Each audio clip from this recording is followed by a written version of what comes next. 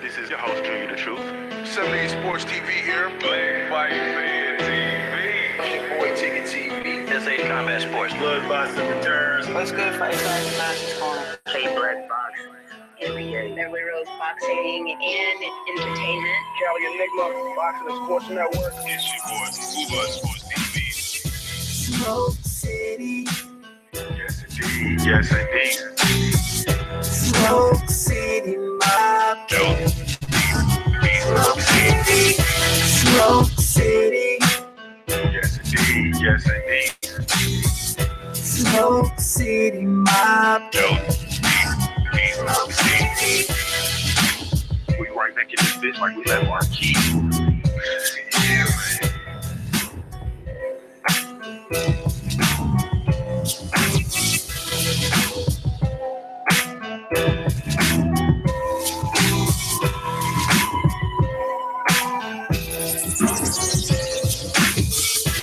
Yes, indeed. Yes, indeed. Yes, indeed. Ah, shit. What's going on, family? Smoke City. Yes, indeed. Yes, indeed. Smoke City, my Yo. Smoke City. Yes, indeed. What's going on, family? What's the damn deal, man? What is the damn deal, man? This is Junior the Truth, man. Thank you so much, man, for tuning in to a special edition of the Smoke City Mobcast, man, presented by, sponsored by, featuring the LDBC, man. That is Lions Den Boxing Community, man. Be sure you go visit that website over at www.ldbcsports.com. Create a profile while you over there, man. It is absolutely 100% free, man. Be sure that you also check us out regularly every Wednesday, 9:00 p.m. Eastern Standard Time. Here in the Smoke City Modcast, broadcasting live via the YouTube live stream on our page or channel, as well as broadcasting live via the LDBC mobile app. The LDBC mobile app. Be sure to download that. It is absolutely 100% free, whether you are Team Apple or Team Android. We do have a mobile app for you. Once again, I am Junior the Truth. Be sure to follow me everywhere via social media. I can be found with the handle Junior the Truth, JUNIORTHETRUTH, and that's over all the social media platforms, man. Each and every last one of them. And you can join me weekdays, Monday through Friday, 7:45 a.m. Can't get the time right. 7:45 a.m. Eastern Standard Time for the Punch Junkie Morning Show, man. Man, I got my brothers in the building, man. Let me go to CB first, man. CB, what's going on, brother? What's good with it, Junior? How you feeling, family? You on mute, CB Carbarell. You there, bro? Yeah, can you hear me now? Dang, CB might have slid on. Dang, everybody dropped off. No, we're here. Can you hear me, CB? I am here, sir. Yeah, I you hear am me? ready here. What about, my fault. Junior the Truth, you're having technical difficulty? Yeah, there we go. World Breaker, what's up, Can you hear me man? now? All right, CB, I hear you, family. Hey, my fault, man. Tell the people how they can follow you, bro. Follow me right here on YouTube, on Instagram, and on Twitter, CB Sports TV. Yes, indeed. And we're gonna go right over to Stay Ready. Stay ready. What's going on, family? Man, I'm over here dying laughing. Man, salute my brother. What's going on? Happy holidays to everybody. Yes, indeed. Happy holidays, bro. Tell the people how they can follow you, family. Man, y'all can follow me on YouTube at Stay Ready Boxing TV. Man, I just went over 300 subscribers today. Ooh. Salute, man. Salute. And y'all can follow me on Instagram at Stay Ready Boxing TV as well, man. Yes, indeed, man. Hey, congratulations on that 300, man. Let's eat. Let's eat. We getting there. Yes, indeed. World Breaker, what's going on, family? Nothing much, bro. I just wanted to stop in and chop it up, man. I'm under the weather today, and I wanted to stop in and chop it up for a couple of minutes and make some pronouncements, I guess. Not announcements, but pronouncements. Some pronouncements. Yes, indeed, man. Tell the people how they can follow you, bro. Well, if you're not following me by now, you don't know me. So y'all can follow me on YouTube at World Breaker Fighting. You can also follow me on Instagram, Facebook under Breaker Jones, and Twitter. Also, you can follow me on Patreon if you want to become a patron. And I will be announcing some new formats here in the new year that you can follow me at that we'll be focusing more on. So that's how you can follow me. Yes, indeed. Yes, indeed. Let me take this thing over to my brother BFTB. What's up, baby?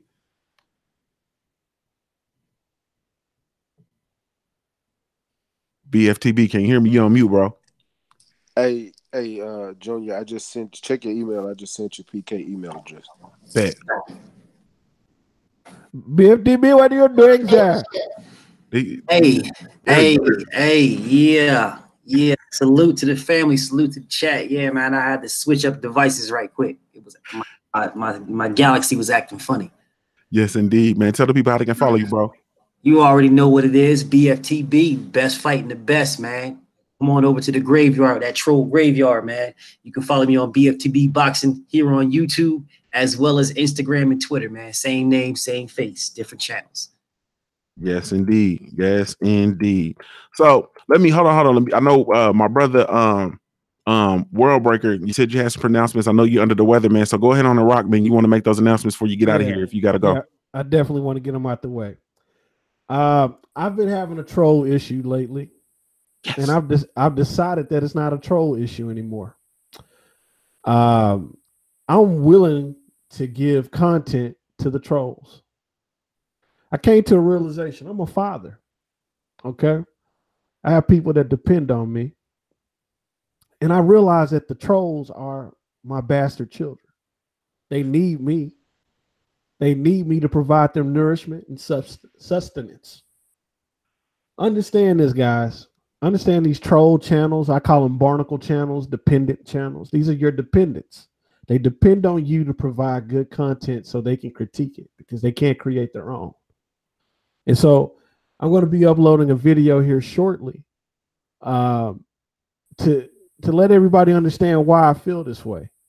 And I'm going to tell my troll children, keep it coming. One day y'all might impress daddy. Y'all just might impress daddy. Also, we were supposed to have an interview with Lou Duvall tonight, but just like me, Lou Duvall is sick. It seems like everybody around the country is sick.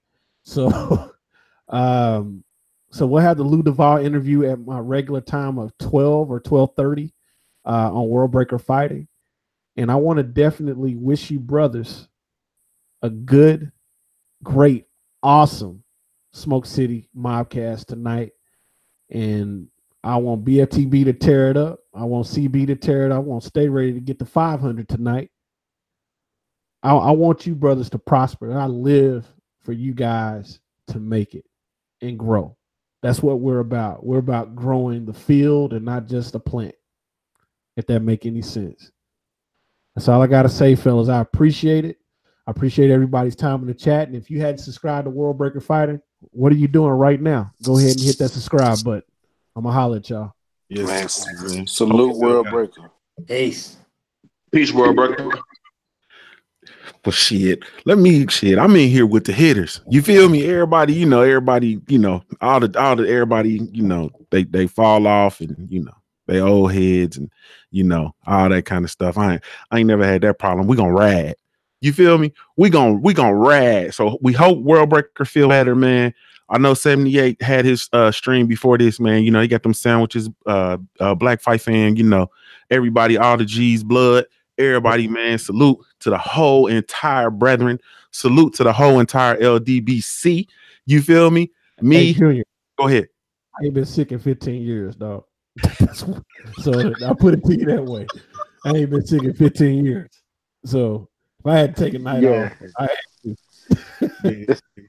Hey, go on. I understand, man. That shit catches up, man. Them old bones. You ain't been sick in 15 years, man. You feel terrible. You need to go get you. Hey, look. I'm gonna tell you right now. I had lemon beer. I had 2 lemon beers. I feel a lot better. Forget the lemon beer. Go get you some honey, peppermint, lemon with 2 shots of your favorite liquor. That was last night. Heat it up. I wish do it again. I did it every night while I was sick. Look, you do it every night. Then take. Hey, I'm telling you, it's gonna work. You wrap yourself up.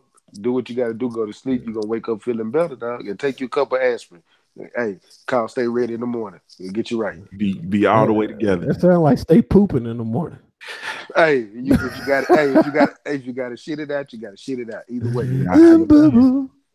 Get it how you. All right, family. This boy Alberto said. Go ahead. Y'all take care, man. Y'all have a good night. Yes, sir. You too, bro.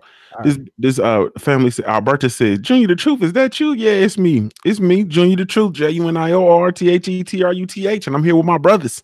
It's Junior and the Outlaws. You feel me? And we about to ride. So this is what I want to do. This is the end of the year. You know what I'm saying? We wanted to do something a little bit more official, but we'll work our way around that, man. And I wanted to kind of reflect on the year that we've had. And I want us to work collectively. So, me and the Outlaws, and not just the Outlaws, you know what I'm saying, but also everybody that's in the super chat. You know what I mean? I want us to talk, man. Let's talk.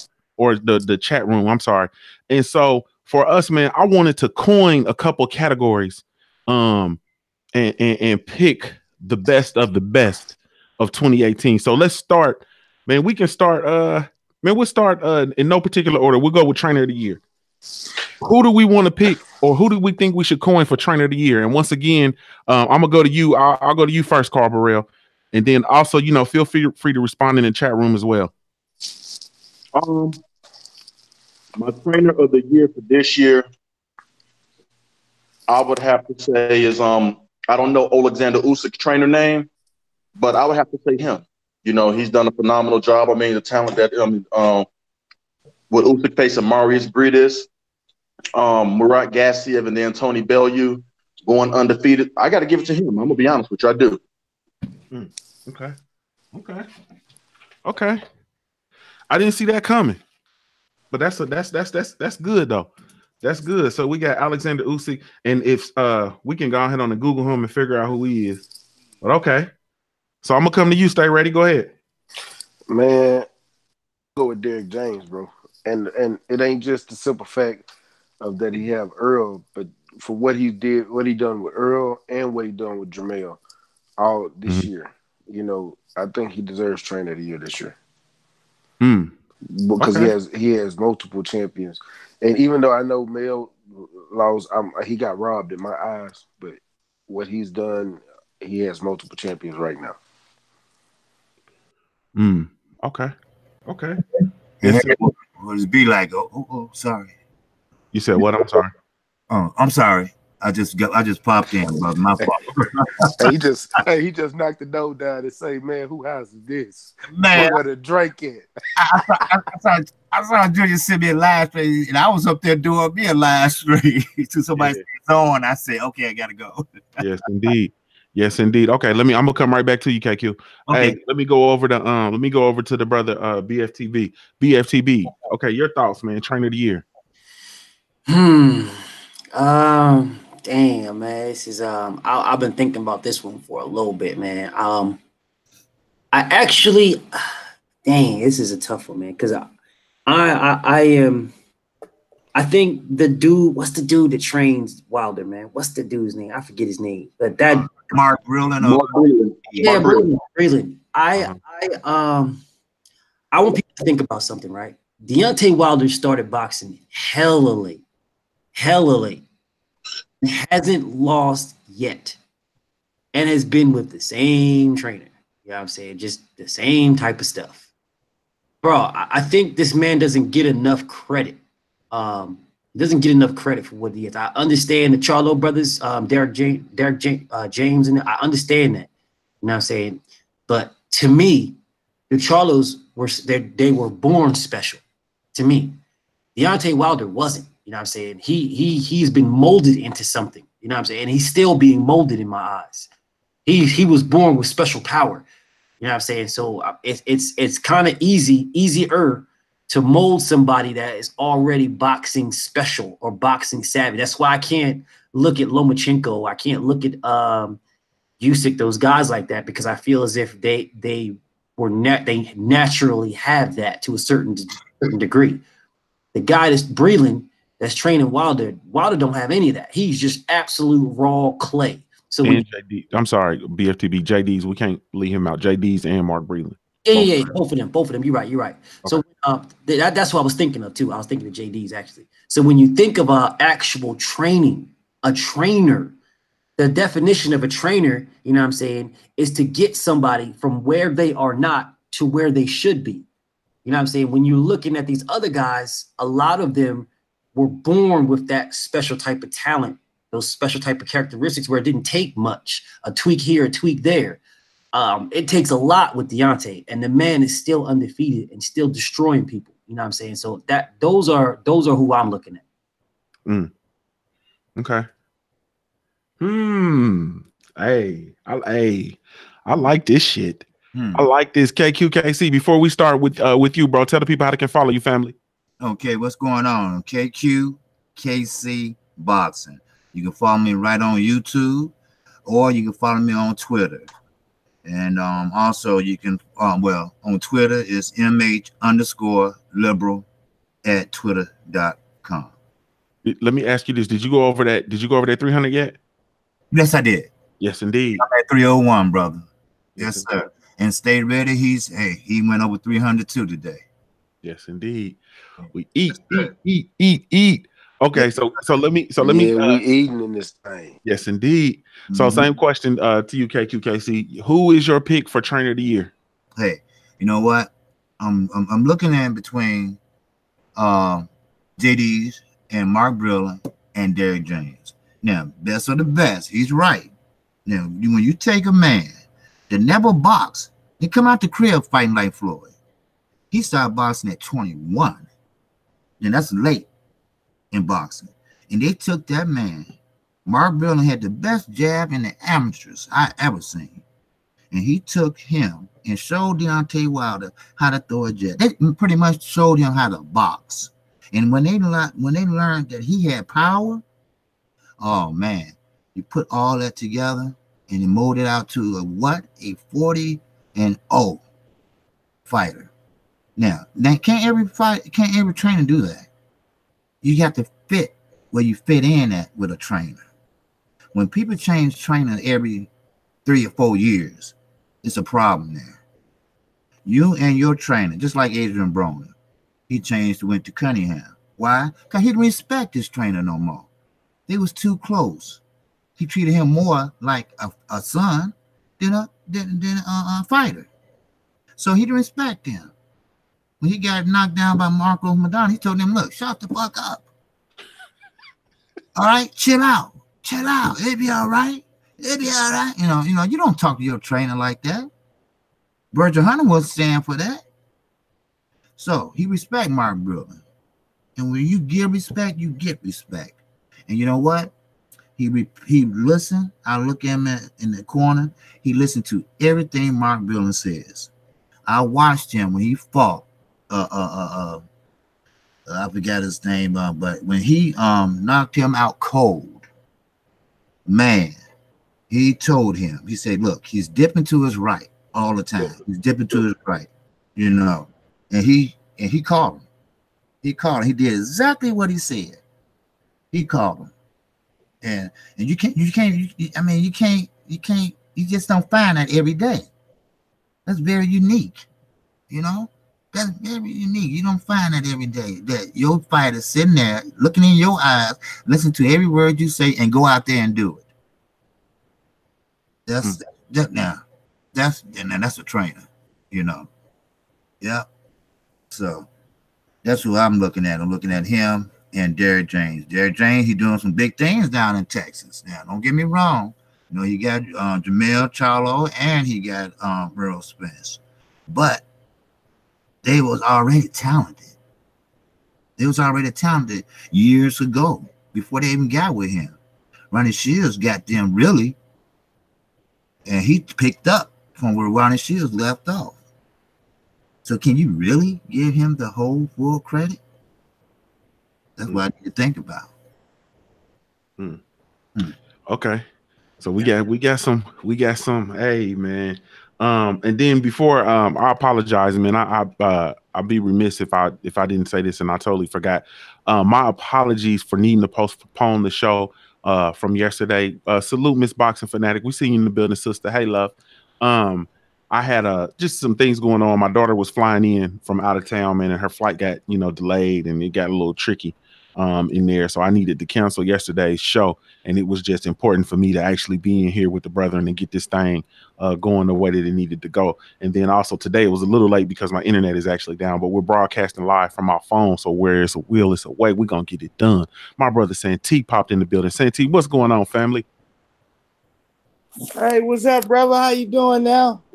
Man, it's all good, family. It's all good. Tell the people how they can follow you, family.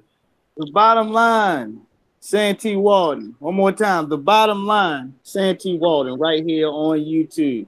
I got my social media pages, but they don't really consist of anything. I don't post nothing more on there other than the progress of my workouts, which is Walden. On Instagram is Walden 5657. And on Facebook, it's Robert Walden. Okay, but that's just me on my daily. I don't put too much personal on there because a lot of shit ain't nobody's goddamn business, and people are nosy. You got folks in your own personal life that that you've known through years, you went to high school with, that you don't give a rat's ass if they live in a breed with, whatever the case. And they nosy digging through your business, trying to look at your pictures and all that. So just follow me at the bottom line, Santee Walden, right here on YouTube. My mind is running all over the place, okay?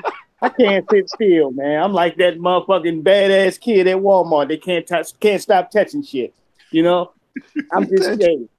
How y'all doing? What's going down, Santee, my brother, man? You keep me rolling, man. I swear to God. I want to keep with you, Santee, too. I'm into politics, too. So, hey, appreciate that, man. Much love, man. Stay ready, man. And my new brother, damn, I'm not good with names. KC. BFT. KC BFT. Oh, I know BFT. Yeah. Best fight the best. Okay, right. That's my brother right there.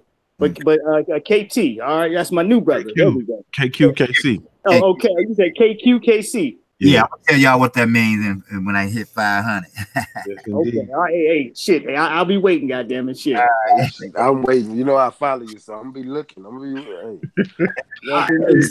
Hey, Santee, you was about to let me down, dog. I'm about to say what, man. Me and Santee been rolling together for a long time. Hey, brother. Hey, that's the last thing I do, man. Hey, I monitor good work, man. So even if you don't see me in your comment section, for all my brothers here, even if I don't leave a comment, man, I'm watching, I'm paying attention, man, and I love your hard work and everything you put forth, man. Everybody in the LDBC, hey, we all provide a crumb, man. We all give a crumb. Mm-hmm. And also Santee does he has your late night covered. You know what I'm saying? 11 o'clock p.m. Eastern Standard Time. He does his live talks, his live LDBC talks. You know what I'm saying? Good. So we kind of like the bookends, you know what I'm saying? We usually started off about for me 7:45, but even still Famous goes ahead of me from time to time. So we 6 o'clock in the morning to midnight. Goddammit, we got it covered. Yes, indeed. Hey, yes, indeed. Yo, Santee, keep them politic videos coming, boy. I like the way you light up a lot of fire to Donald Trump's goof ass. Hey, CB Sports TV, my brother, man. Hey, I follow you on all social media, man. Hey, Twitter, all that shit, man. That's my brother there. Shit. Oh, yeah, I appreciate you, bro. You know what I'm saying? I love your videos. You know what I'm saying? A lot of times I don't get a chance to watch TV. I'm not a TV person. So when I hear you lighting into the Donald Trumps, the Paul Manaforts, the Michael Cohens, all them dumbasses, I'm like, yeah, that's where I get my news from guys like you and Quest. Period. Appreciate that, man. Hey, man. Hey, that means a lot to me. It definitely does. Mm-hmm. Oh, yeah. A lot of times I don't have a chance to comment, but I'll look at the videos in the entirety. I'll be like, boy, how they elect this orange son of a bitch in office? That's what I want to know. I'm still trying to figure that shit out. He's saying the thing that the white folks been wanting to say for the longest. That's all. So life has to have a balance, man. There's no such thing with good without bad, man. Life always has to have a balance. If everything you see in life is good and it's all positive, then there's no such thing as negative or bad. I mean, I know it sounds horrible, but life just has a balance, man. And we know that every day we wake up. That's why we get that. Yeah, but for them to elect this motherfucker, I'll tell them, was y'all snorting lines or you smoking dope or something? All of it. They was going on. with the third, But man. we gonna let me pull this thing back. Let me pull this train back on track. You know what I mean? Okay. We gonna head over to Santee's show after the fact, and we can lay all into them politics. Santee, we need to know your trainer of the year, my brother. Trainer of the year. That is a great question. Shit, man, it's a head scratcher, right? Because it's not really like the reason I say that I haven't seen a particular fighter come out here and do something like shocking that switch I would want to say the standard of how we look at them compared to the year before. When I look at trainer of the year, that's what I'm saying. Okay, what have you taken that was partially broken or maybe couldn't find a leg up to look good and made that fighter look perfect? Or what have you sharpened up, that already looked good to perfection? And as I'm looking down the line, shit, I want to give it to Terrence Bud Crawford's trainer, Bo Mack. I want to give it there. And the reason why I want to put it there in particular, I know he has more than one trainer. It's simply, I don't feel like he's lost a step. Sometimes when our expectations are high for a fighter, we honor them so much that the fact that you're whooping ass on a daily basis is just like, all right, that's what you're supposed to do. And people end up not getting any credit for continuing to being great. So I would give it to him for the simple fact that, okay, you've kept this gentleman in line with continuing to be a threat. And it can also go to, you can also point it in Kenny Porter's direction as well. And you can do that too. And I want to say this because, all right, one more time, when we're looking at people and we're saying, all right, well, he's out here fucking people up. He's doing this and that. Oh, I expect nothing less. Yes, absolutely. But what type of reward or trophy do you get for that at the end of the year when people are strategically overlooking you, trying to give it to the next man because he didn't look like stir-fried shit this year. He fought at a C+ type of standard. You can't do that. Sometimes keeping things intact and keeping them aligned are great enough to keep you on the shelf for the greats and to get the recognition because you stayed afloat through the test of times where you've seen people crumble, you've seen questionable decisions, you've seen folks get in a ring with opponents. Look at Lomachenko versus Pedraza, whatever his name is. Okay, this is a guy that Gervonta Davis crushed. He made look like nothing. This guy took you 12 rounds, backed you up, all right, and put you in a fight that he didn't predict before he came in. Lomachenko didn't see that. He's seen himself winning by stoppage, and that's not the way it came about with him winning that title. So when you're kind of reaching down the line and you're looking at some of these fighters, I'm looking at it. Santee Walter's looking at it as, okay, who kept their gravy train riding? Who kept this Cadillac moving smooth without any damages, anything extra, nothing more than possibly an oil change? Okay, like everybody else gets their oil change, but who was able to take care of their shuttle, And when I look at that, I look at Kenny Porter, and I also look at you got to mention his name for me one more time. Terrence Crawford's trainer. Bo Mack. I look at Bo Mack because these guys took their fighters, despite whatever controversy that they had in the past with losing fights or coming close and not really getting over the hump or what have you. And I know that doesn't contain with both of these fighters, except for the loss with Keith Thurman and Cal Brook. But Sean Porter has looked phenomenal. He's looked great. He's been put up against some of these elite fighters and been able to get out of the smoke. Kenny Porter deserves credit for that. I don't like a lot of the weird shit that he does in the media, but that's personal for me. Me looking at him as a trainer, he's awesome. He's one of the best around. Bo Mack, looking at him as a trainer, as well as the other gentlemen that participate and help. Terrence Crawford looks like a threat today. And when you hear Keith Thurman stuttering with the Ronald Isley slick back, okay, the El DeBarge slick back, and he's stuttering, trying to get his words off smooth to configure why he's a ducker and why this should be acceptable to the people. Understand that terror comes when he speaks Terrence Crawford's name, because he understands that his craft and level of style will be too difficult to fight that type of style that he beat a Sean Porter with. and he can't fight the aggressive style where he's banging. So he knows in his mind, he may feel like it's easier to beat. And this is my opinion. He may feel like it's easier to beat Errol Spence Jr. than to beat Terrence Crawford because he understands looking at Crawford. Crawford knows at the end of the day, I don't have to knock you out to embarrass you, to make you look bad, and to take your belt. I don't got to do it. I could just come in here straight up and whoop you based on the skills that I know I have and everything that I know that you lack, that you're afraid to show the people that I've already discovered before I came in your house. Absolutely. Yes, indeed. Oh, boy, you put something on my mind with that. 503 Lion fell in the building. What's going on, family? What's up, y'all, man? I'm sorry I'm late, man. They go the other half of the Houston Boy hitters right. Yes, indeed. What's going on, family? Everything all right with you, bro? Oh yeah, man. Just recovering from this goddamn Christmas, man. That's all, brother.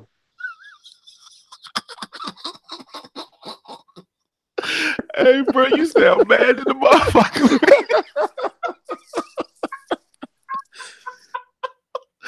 Hey, 503. Man, shit, man. It came over $1,000, man. Yeah. Mm-hmm.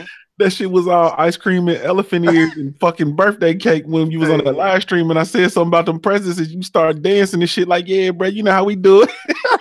Yeah, now I'm feeling that shit now. Everybody better be happy now. Oh, shit. Yeah, but it's all good though, man. It's all good though, bro. It's all good, man. What y'all talking about, man? I hear my boy at the bottom line is W going in, man. Yes, indeed. We want to know your pick. We trying to end this year right. You feel me? And so we started with trainer of the year. Who's your trainer of the year for 2018?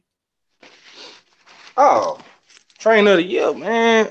Oh man. Oh, that's a hard one. We got so many good trainers out there, man. Damn. I would have to go with Derrick James, man. Go ahead, talk on it. Reason why I picked Derrick James, man, because to me, he don't really get enough credit for the style that he possesses and what he did with Spence and Charlo. Even though Charlo is still having issues with himself, and he really not listening to Derrick James in the corner, because Derrick James gives him some great advice. He just goes out and does what he wants to do. But Derrick James is a good trainer, man, and I think Spence has perfected his craft and his style through Derrick. Good technical puncher, great body work, just a great style, just come forward with aggressive style that he has. And I don't think he gets a lot of credit because guys like Pacquiao, trainer Freddie Roach and stuff like that. You still got Mark Breland. He's one of the top trainers out there. Floyd Mayweather Sr., he's still the top trainer to me, in my opinion. You got Tank Coach, I forgot his name. Calvin Ford, I think that's his name. It's a bunch of good trainers out there, man. But I just think that Derrick has that perfect style. You have Bo Mack, you have Kenny Porter. He is a good trainer as well. But to me, man, I think it's Derrick James, man, because he possesses the style that fans want to see, the come forward with the aggression, the good technical boxing skills, in my opinion. And Errol know how to do that to the T, and he can get the knockout. That's really all what we want to see. Of course, we want to see good boxing. We want to see the sweet science and stuff, man. But I think motherfuckers want to see motherfuckers get knocked out at the end of the day. You know what I'm saying? And I think Derrick James, he has the recipe for that, man. You know what I'm saying? And I think in his last fight with Charlo, taking the L, we can say what we want to say. You know what I'm saying? But I think in his next fight versus Tony Harrison, I think he gonna go out there and listen to Derrick James, man. And I think this motherfucker gonna hit the canvas, man. I think Tony Harrison gonna get knocked out in his next fight, man. Yeah, man, because he hurt Harrison a couple of times, man. If he just would have been listening to Derrick James a little bit more, in my opinion, he probably would have got the knockout, man. And You gonna see a little bit more of that come March, man. When Earl go up against Mikey, they already creating a narrative. If you don't knock him out, your ass ain't gonna get that decision. So yeah, man, just stay tuned for that, man. But y'all got to go with Derrick James, man. Yes, indeed. That's two. That's two for Derrick James. I don't know if y'all actively participating in the chat or if y'all just sitting there and looking and I don't know what the hell y'all doing. Y'all ain't smashing the like button though. I see that. We got 171 people watching and we only got 121 likes. Man, smash the like button. Hey, smash the like button in this hole. Smash the like button. You dusty foot holes. You musty mouth no. Hey, I be trying. Hey, that's my cousin, man. I be trying to get my inner black fight fan in, but you know, so hey man, I can't help but laugh when I do it. I ain't fucking Black Fight fan had me in the county, bro. I ain't fucking with Black Fight fan, man. For real. I ain't fucking with that shit, man. Hey, so listen, man, y'all gonna be mad at me, man. You know what I'm saying? But this gonna be controversial. So far, we got Alexander Usyk's trainer, which I think his name is James Ali Bashir. We got Derrick James. We got two for Derrick James. We got JD's and Mark Breland, their tandem. We got Bo Mack up in here. We got Kenny Porter. We got that was it. What about Buddy McGirt? Buddy McGirt. Got Buddy McGirt in here. All right. So y'all gonna be hot with me, man. But I'm gonna tell you, I got who I guess my honorable mention, I guess I would say, or his name needs to go in the hat is Robert Garcia, bro. Robert Garcia got to go in the hat. I was thinking the same thing, bro. No, he got to go in the hat. My brother famous in the building. He got to go in the hat. Yeah. We gotta put. Hey, watch him act bad. I'm with you. Watch him act bad. Said Kevin Cunningham. I wrote Kevin Cunningham down. Kevin Cunningham needs a win though. He's got fighters looking better, but not a win yet. We need a significant win in this new regime of fighters that he has, because they're gravitating toward him because he got something. But we still need that big win. They haven't showed up yet. But Robert Garcia, yeah, his fighters, they fucking shit up, man. You got Mikey Garcia. Mikey had an epic year last year. No matter, you know, I know we morphing into, you know, him going against Errol Spence and people rocking with, you know, a lot of brothers rocking with Errol Spence. You know, some brothers rocking with Mikey Garcia and all that kind of stuff. So we picking sides and all that. I get it, but that year last year was epic. Yeah, IBF super lightweight. They won the title at 140. Went down to 35 and beat the bunny fur off Robert Easter Jr.'s trunks.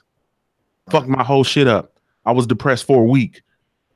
Major. They had a major year. And then also the other fighters he got over there, he still got who he got? He got Jose Ramirez over there. Who else he got? He got another champion over there. Who does he have? Oh my God. He got Mares in the camp now. He got Mares, right? Yeah, he got Mares over there. He got somebody else though. It's somebody. Does he got Vargas? He got Josecito Lopez, if I'm not mistaken. Yeah, I think he got Josecito Lopez. I think he has he got some fighters that's up there though. You know what I'm saying? That's making noise, whether they losers or winners. He got a lot of fighters. Well, some no-name fighters. So I agree with you on that, Robert Garcia. I was thinking that. He got Maidana, little brother too. Yeah, Maidana. Oh yeah, Fabian Maidana, right? Mm-hmm. Hey. Yeah, bottom line. What's going on, my brother? Hey, shit, man. Shout out to the whole panel. Stay ready. 503 was good, my brother. What's up with it, famous? You know what I'm saying? Everybody in the building, man. Make sure y'all go to famousathletics.com. It's been up for 2 days. I made it. So now that's where you can find me, famousathletics.com.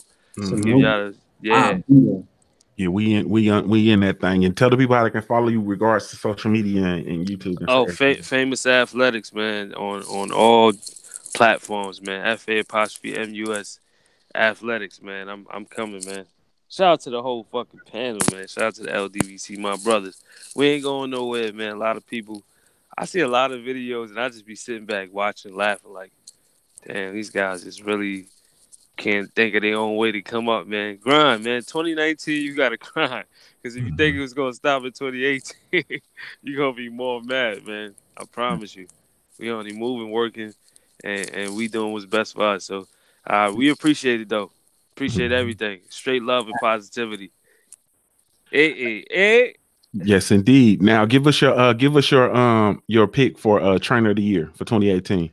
That's what I was saying. I was going to kind of agree with the Robert Garcia, just because everybody else was doing it, just based on what Mikey done and what he's trying to do now. Like, you know what I'm saying? I'm going for Earl, obviously, but at the same time, I got to recognize, you know what I'm saying, what he's done as a coach for the year, training Mikey. And I know Mikey's his own fighter. Some people say it's not the trainer, it's the fighter, but still, you know, he played a major key in his brother's career in general.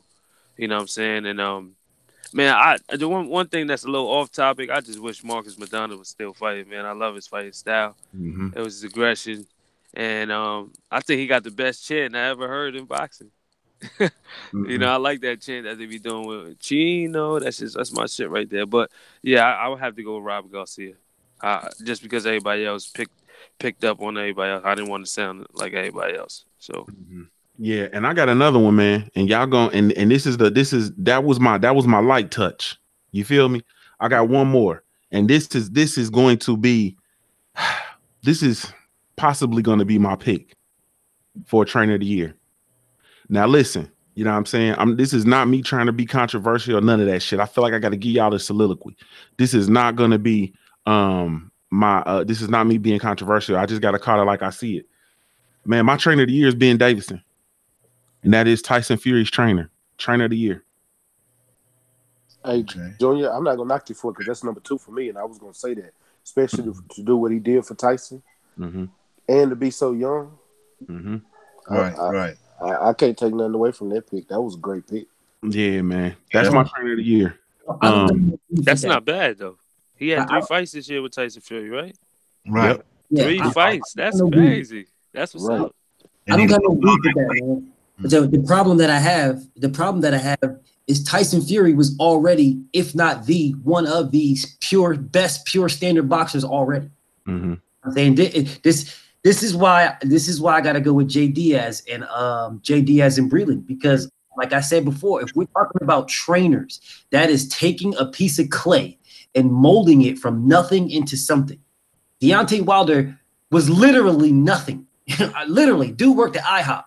You know what I'm saying? You take a dude fresh off of some pancakes with some extra syrup and butter and send him to the Olympics. And now this dude is like a heavyweight champion. You know what I'm saying? Fighting the Tyson Fury. Yeah, and knocking the dude out and beating him. You know what I'm saying? Regardless of how anybody says it, no one's changing my opinion on that. I'm just saying. You take a guy, and we're talking about Ben Davison training Tyson Fury, who I have still to this day as the best standard boxer on the planet. Standard boxer on the planet. But he was already nice before Davis got him. You know what I'm saying? So that guy lost to Deontay Wilder. You know what I'm saying? He went 12 with Deontay Wilder. With J Diaz and my man Breland. From a guy from IHOP to this. You know what I'm saying? You got to give credit where credit is due, man. I understand we don't want to piggyback others and we want to pick our own thing, and I got no beef with it. But if you just look at the standard of what a trainer is, taking somebody from nothing and making them something. Mikey Garcia had boxing in his genes. You know what I'm saying? He grew up boxing. All these guys were boxing for years, 2, 3, 4, 5 years old boxing. You know what I'm saying? That wasn't Deontay Wilder's thing. 21 years old, 22 years old, straight from IHOP right to the Olympics. Like, come on, man, we gotta keep it a buck on that. My thing, and I agree with what you're saying, BFTB, and I think I agree with you from the standpoint of the totality of his career. But in essence, the way I look at it is, once again, I'm looking at it from 2018, and Deontay Wilder had a badass year. He had a awesome 2018. You know what I'm saying? Period. There's nobody had a tougher 2018 than him, in my opinion. And he had a great performance in that 2018. I think for me, I'm looking at You know, of course, you know, Tyson Fury, of course, was the great, you know, a great boxer before, you know, all that stuff. I get it. I look at it. Then Davison brought him. Tyson Fury was done, in my opinion. He was done. He was washed up. He was out of shape. He was dealing with all the other issues that he's unveiled. You know what I'm saying? Whether, you know, we believe it or not, whatever. Dealing with all of those issues to get him back into. Tyson Fury talked about when he started training, when he first came back around, he couldn't even run, bro. He had to walk. You feel me? Until he could jog and so on. To get him from that. And when you talk about, for me, when you talk about that Clay, I'm looking at the Clay with this 6'9", 400+ pound man, to get him from that to, you know, getting his ass knocked out by Wilder. Because I agree, Wilder won the fight. I have no ifs, ands, or buts about it. But to get him to that point in that period where he's actually in condition and willing and or able to actually compete at that level, which is the highest level of boxing. That's the epitome. That is the apex of boxing. To get him from that out the dope spot, you know what I'm saying, from the buffet table all the way to that 12th round where he got his ass up after he got knocked out. You know what I'm saying? I think that that's incredible for the year of 2018. I think that that's incredible. Let me add to that. I got go ahead, Santi. One of those two trainers. So I'm gonna go ahead and agree with you on that. Is this one of those two for me? Go ahead, Santi. Yeah, adding to Tyson Fury, like, okay, drug addiction in America, period, is a big deal. I don't know how it is in the UK. I can't speak for that. I don't live over there. But to see a man get up and say, you know what, fuck it, I'm gonna go back and follow my dream, and to push past that and to go do what he got to do, to stay clean, to drop weight, to be happy, to have confidence in himself, man. You know, we live in a world where, you know, jealousy is worse on the men than it is the females out here, man. And a lot of times you don't really discover, man, until you fucking you finally reach the pinnacle, or you reading through what another nigga's talking about while they sit talking to you, talking your fucking business. You understand what I'm saying? So to see him weather the storm, goddamn, box excellently. This was the best fight of his career by far. The most excellent skills he's ever produced in the ring against Deontay Wilder. The biggest challenge, which was the biggest challenge of his career. Absolutely. Scraping his body up off the ground. All right. Sprinkle some crack on him. He jumps right up. All right. He jumps up. Okay. Bouncing around. I'm good. I'm good, Poppy. I'm good. I'm good. You know, I'm ready to go to work. You understand what I'm saying? And at the end of that, through all the motherfucking smoke, man, he you know, the man is back whole. A lot of things are more important than words, man, and maybe even money. You know, to have your soul back sometimes is the greatest gift of life, period. More important than pussy, everything else, man. To be whole. You got niggas out here goddamn rich, okay, ain't got to worry about nothing financially for the rest of their lives, but they don't even know who the fuck they are. Okay, trying to tag along, following niggas, trying to find character. You understand, daddy issues and everything else. But to drag yourself up out the mud, truly, man. All right, scars, scabs, and every motherfucking thing. To get in the ring against America's best, okay, the world's best, heavyweight, period. And to put on a performance like that, win, lose, or draw, you have to commend the dude.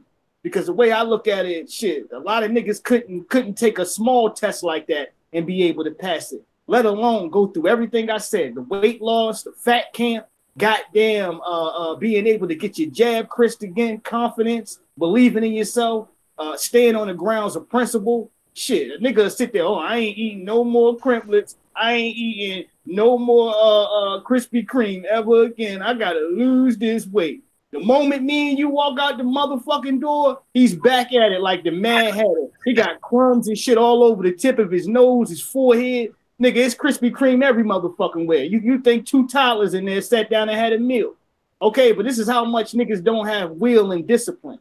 So to keep that in the pocket and to remind yourself, look, I ain't taking no for an answer. I refuse to have niggas in the house calling me a dope fiend or a crackhead or a failure, you know, or to let these people down that I know got my back. Hey, I'll ride with that forever. And that means, all right, even if he don't fight Wilder again and he takes as a moral victory, I'm going to be pissed at him, okay? But at the end, I'll declare Wilder, the overall victor out of that whole situation. But I will look at him and to say, all right, you passed something in your life that a lot of human beings, no matter where you're at in the world, would not be able to deal with. Today, tomorrow, next year, goddamn next Easter, would never be able to deal with. And that's having principle and creating yourself back to a whole and following your career, your destiny that you grew up dreaming about. Mm-hmm.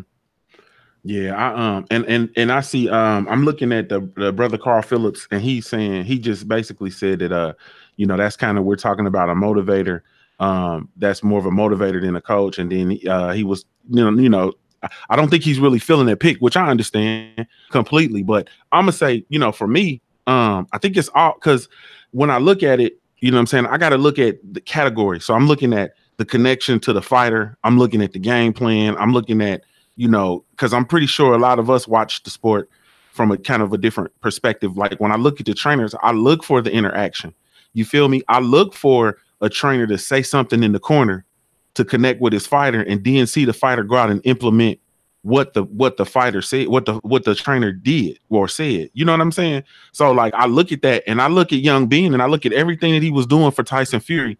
And I just really truly think it's incredible. You know what I'm saying? And for me, I've had tremendous coaches and coaches, my coaches that were tremendous for me. Now, granted, I played a team sport, but my coaches were able to motivate me. It was all in one. You know what I'm saying? So I mean, that's, like I said, I think that's that's my pick. You know what I mean? I do really, really feel JD's and Mark Breland, truly, you know what I'm saying, as well as Robert Garcia. I mean, I just think we have a lot of great trainers. So anybody else got anything else on the trainers? Nah, man, I think on that one. I got, like I said, Jay Diaz, Mark Breland, or Ben, either one of those. I'm good with both of those. Mm-hmm.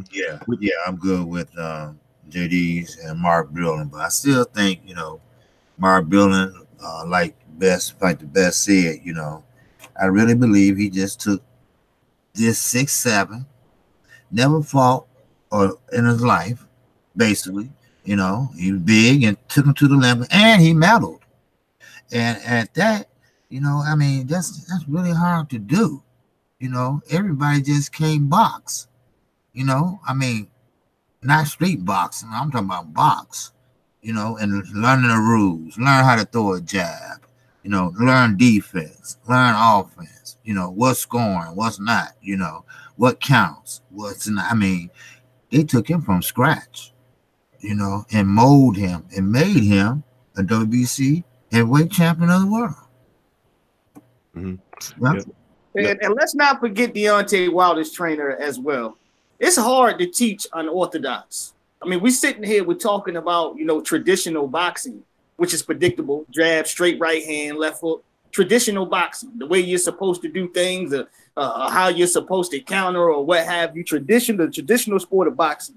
But how do you teach unorthodox? Only the great trainers know. You know that your fighter is not going to come out here in this corner and do everything that you ask him to do. So you prepare them and show them, look, you rely on the strong suits that you have. The shit that you're not good at, don't worry about that shit through the 12 rounds. You go ahead and bully motherfuckers on what you're good at. And for Wilder, that's his right hand, as well as him being able to be awkward, unorthodox, and to catch people slipping when they feel like he doesn't produce any boxing craft whatsoever. His craft is with him and him being unorthodox. Right. He's a very awkward fighter, so they don't know where the punches are coming from.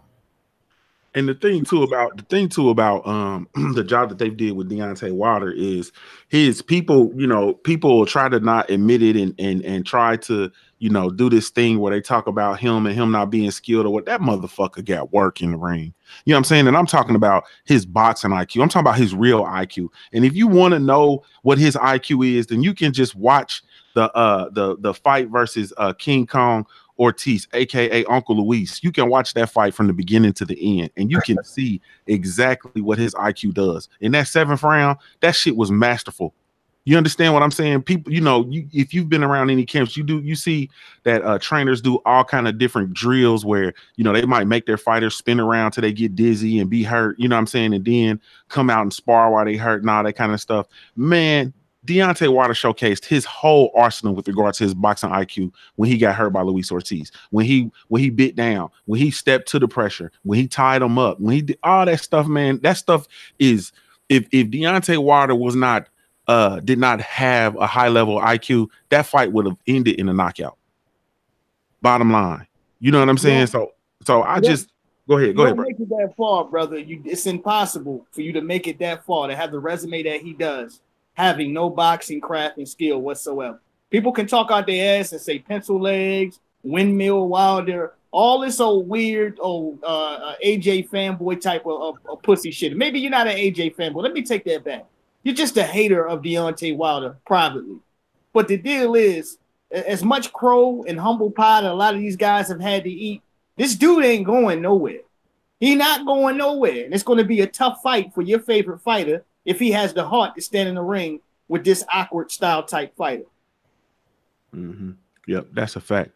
That's a fact. So let's transition. Let me go over. I'm gonna come to you, BFTB, on this one. I'm gonna start with you. Now this one's gonna cause some thoughts, but okay, what's the fight of the year? 2018. What was our fight of 2018? I mean, so there's a few of these. There's a few of these. You got the Usyk becoming undisputed. You got that one. You got the both the Wilder fights. You could take your pick.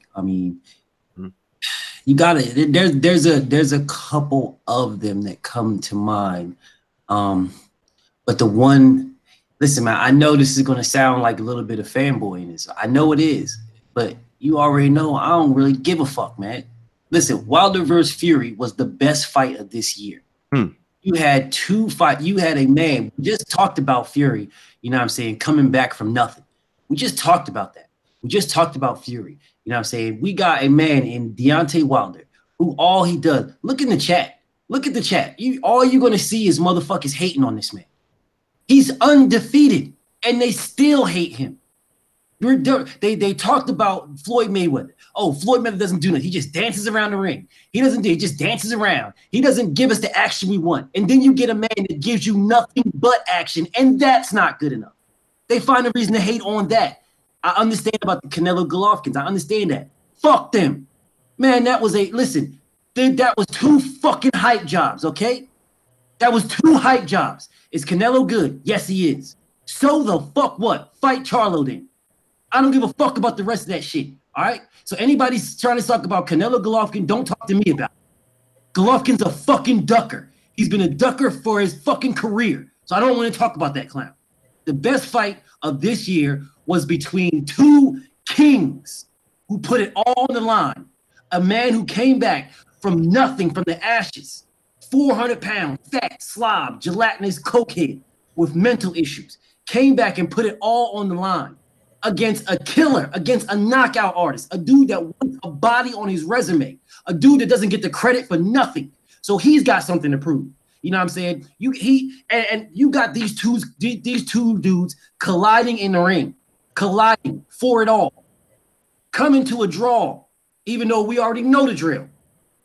Listen, there was more. If you saying if we're gonna say, if we're just talking about a boxing match, then we can go on all day long.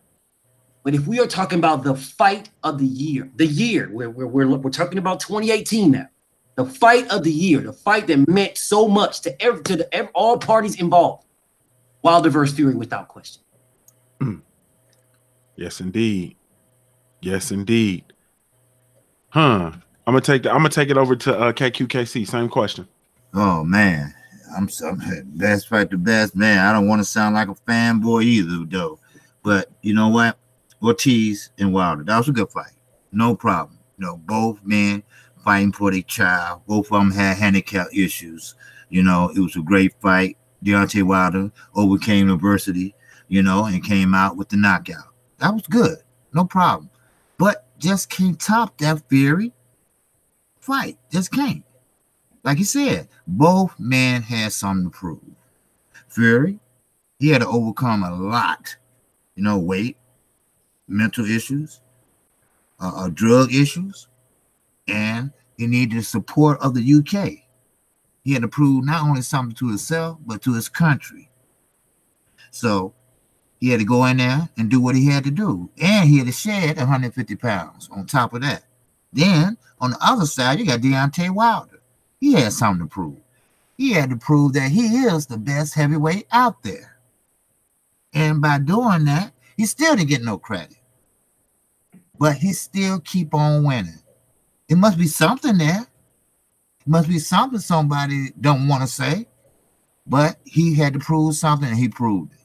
He always fight the best. And that's what boxing should be about. The best fighting the best. That's all. That's all. Every boxer should have on their mind. I'm going to fight the best, or I'm going to unify. That's the only two things that's important to me, you know? So you can't top Deontay Wilder and Tyson Fury this year.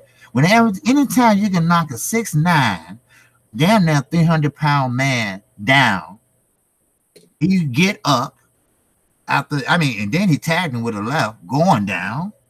Then he gets up and say, oh, okay, I'm good. All right, I'm good. I'm walking around. All right, let's go. Then he tags Wilder and hurt him. Man, that was the motherfucking fight of the year to me, man. I was at a fight party and we was going crazy, Jack. Man, so, hey, that's my fight of the year. Yes, indeed. Let me take this thing over to 503 line. 503 line, same question.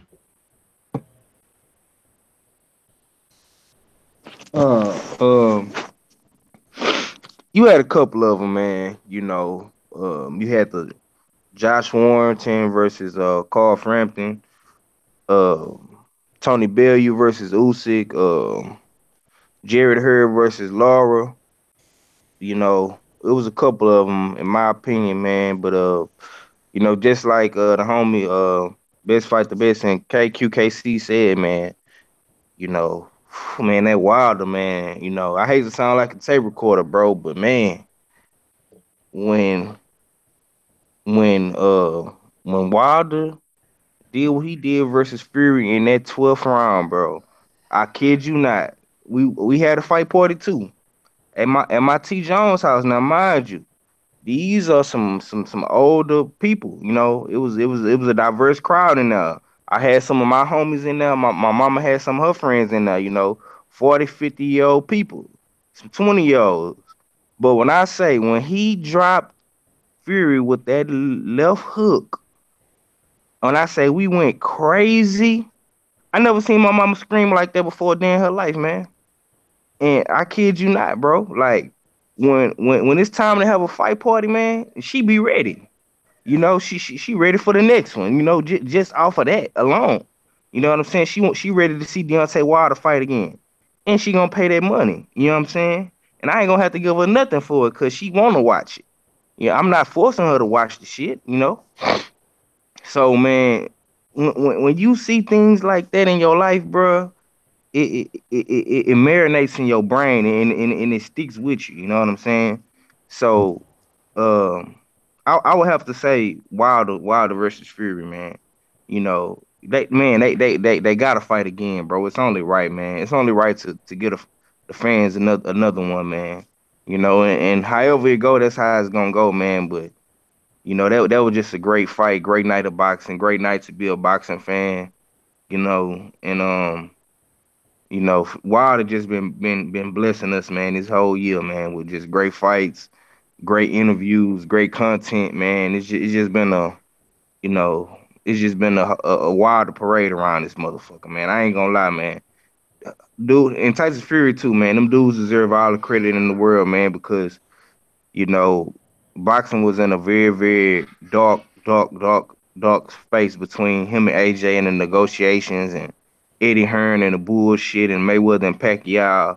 You know what I'm saying? So I got to give it to Wilder versus Fury, man. Period. I don't give a fuck what you say. You can say we fanboys, fanatics, fuck you, you dirty mouth, dusty hoe. Fuck you. Yes, indeed, man. Yes, indeed. So we're gonna go. I'm gonna go over to Stay Ready. Stay Ready. Same question, man. Fight of the year, bro. Hey, man, hold on. Let me catch myself. Man, my fight of the year, I get what y'all saying. I'm not taking no credit away from Deontay Wilder and Tyson Fury. Y'all. and there's Rolando Lara and Hurd. And I'm gonna tell you why. I don't care about what happened outside the ring or what it took to get you in the ring and how many pounds you lost, how many how many drugs you had. I don't care about the outside. I'm looking as far as the fight itself and what happened in that ring. And what happened in that ring, man, that was a slow for 12 rounds until Lara got dropped in the 12th. If it wasn't for that drop, we could be saying Lara would be the unified champion at junior welterweight right now instead of her.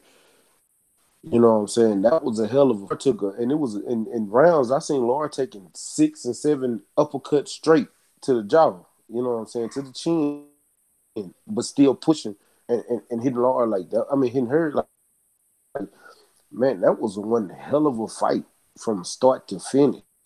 And from what's happening between that ring, what happened between them ropes, that's the best fight this year. My eyes tell me that. Now, I love what Tyson Fury and Deontay Wilder gave us. That was a fight for the ages too, especially as far as the heavyweight go. But as far as and as far as the best fight I've seen this year, I got to give it to Lara Hurd in my eyes. Y'all might not me because I'm just looking at it as far as between the ropes. And from round 1 to 12, that was a hell of a fight. Yes, indeed. Yes, indeed. Let me take it over to Santee. Santee, same question. Fight of the year. Fight of the year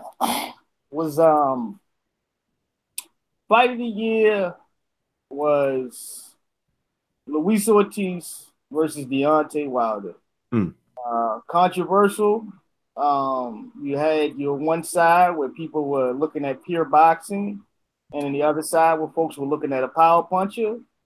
This was as much controversy here as when George Foreman knocked out Moore. Okay, it was something like that. Because though you looked at Wilder's case and you could possibly see a knockout due to everything else that he did to the rest of his opposition, one thing that definitely stood out in that fight was Luis Ortiz's boxing skills, his ability to go to the body, the way that he used the jab, his counter punches when they were available. And through all that, the sickness of Deontay Wilder, the weight that he came in at, and the fact that he wasn't willing to take no for an answer. He was going back and forth with his, the AJ shit and all this other stuff. You seen will, you seen a perseverance, you seen a guy that was just determined to put somebody's head on a mantle. And that's exactly what he was able to do. And I think that fight, at that fight in particular, nobody lost. Okay, of course somebody got knocked the fuck out. He was drooling on one knee, of course. All right, but my point is, still at this point, King Kong Luis Ortiz in some people's book is still recognized as the second or third best fighter in the heavyweight division. He's still a threat. People still don't want to fight him. Okay, Wilder was able to get the Tyson Fury fight after that, shine a whole lot of light on some bullshit, and to put it in the books is a fair understanding that, look, I'm here to stay. You can put this crafty guy in front of me, and I'll knock that bitch out too. All that highlighted a lot of the talks that we're having here year to date about who's the best in the heavyweight division. A fight of the year can consist of controversy, competitiveness, and of course knockdowns. And that gave us all of that shit right there in a bubble. Absolutely. Yes, indeed. Yes, indeed. And I think that's famous slid out. So I think that's everybody. Man. I had to be, I had to both Wilder fights and the Lara Hurd, man, were my thoughts.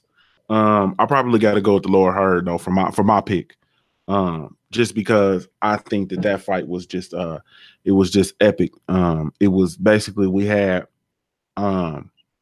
two fighters with two very different game plans, two very different plans, and it came down to man, the end. You know what I'm saying? And it came down to whose will won out. You know what I mean? So it was rough. You know what I'm saying? It was really but that fight, you know what I'm saying, was epic. You know what I'm saying? Hey, June, you know how many times I done watched that fight this year, bro? Like Man. literally, I had to go back and just rewatch that fight because that was like I hit one hell of a fight this year. Man, I'm gonna tell you, bro. If do you know if Lara had fought his entire career that way, do you understand the kind of Lara fan I would be, bro? You and me both. You ain't shit. I would fought Canelo like that. Mm-hmm. Well, the way I look at it, Jerry Hurd, he's not a pure fighter. You know, he's a big guy. His feet crosses up. He's uncoordinated. He come in like Joe Frazier with his arms crossed. But he got endurance. He come on at the end of the fight. And that's how he beating these guys. He's a big guy. I mean, he was size 14, 15? This is a big guy, and he always gonna come, I really believe him and Charlo, they can go at it, but I think he might beat Charlo. That motherfucker can fight, man. He got power. Them damn uppercuts, dog.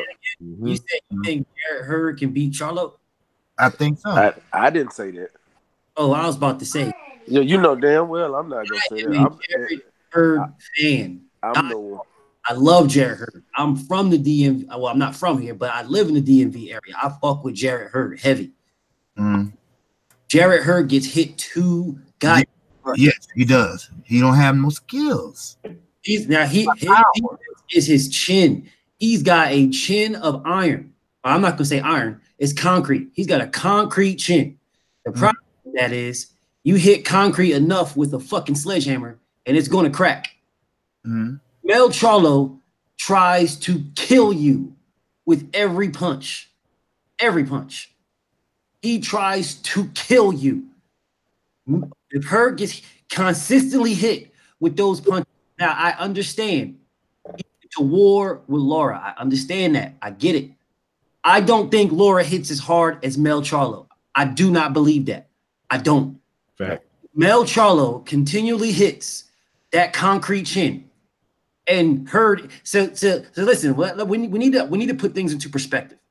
Harrison ran for his goddamn life the entire fight. He did some counters. He did a few things here and there. He had some good stiff jabs. He did that. No shade to Harrison. No disrespect to him. He ran for his motherfucking life. He saw them punches coming, and he ran. The only thing that he didn't do, the only thing that we can say Harrison did not do is turn his back to Mel Charlo and run at full speed in every direction. That's the only thing he didn't do. He ran from that man. Jarrett Hurd is not going to run. Thank you. Preach, brother, preach. Jarrett Hurd is a banger. He's a dog, full-fledged dog. No shade to that man. He is a dog. He's a beast. He's coming for that action. He wants all smoke, all of it. He ain't running from nobody. No slick movement, no boxing stances, none of that shit. He's going chest to chest, right in your face. And if you can take what he gives, then you the better man. If you can't, then it is what it is. That's why I got Mel, because he ain't going to be able to take what Mel gives him on a consistent basis.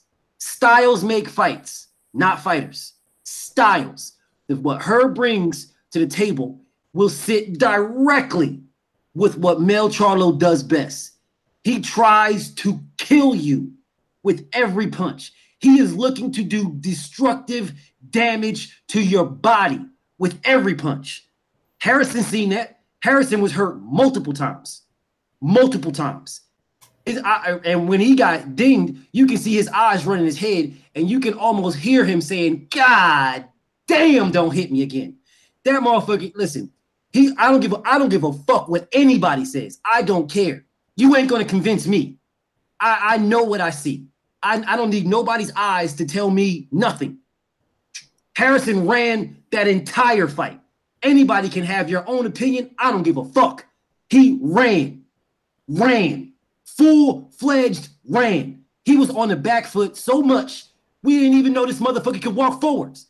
After the fight was over, I was expecting him to moonwalk out this fight. Facts, B. I'm not trying to hear nothing. I'm not trying to hear nothing. Nobody says point blank and period. Harrison that dude was scared to death. But Mel versus Hurd is a different type of style. It's a different type of style. That sledgehammer, banging on that concrete chin. Now, anybody else against Mel? I'm against Hurd, man. I'm picking Hurd. Anybody else? Because I don't think they will be able to take what he's given. Mel was taking shots from Harrison because he was taking the give, and his were looking way more painful. Way more painful. Hurd's chin will get cracked, and I love Hurd. I am a Hurd fan, diehard, but I'm a boxing fan first. He will get cracked, straight up. I got Jaime Munguia over Hurd. Yeah. I got Jaime Munguia over Hurd. Okay. I love everything about you. You have all sense you have ever known to man. Jaime Munguia, look, so I no shade to your opinion, none at all. I love Jaime Munguia, I do. Hey, but I'm gonna say this one time before you cook. Let me say this before you cook. Man, Jaime Munguia got the same defense Hurd got, and at the end of the day, it's gonna be whoever got a better chin and whoever hit harder. And I think Jared Hurd hit harder than Jaime Munguia. He gonna get knocked out. Bro, Jaime Munguia, Jared Hurd will body Jaime Munguia. He will absolutely body that dude.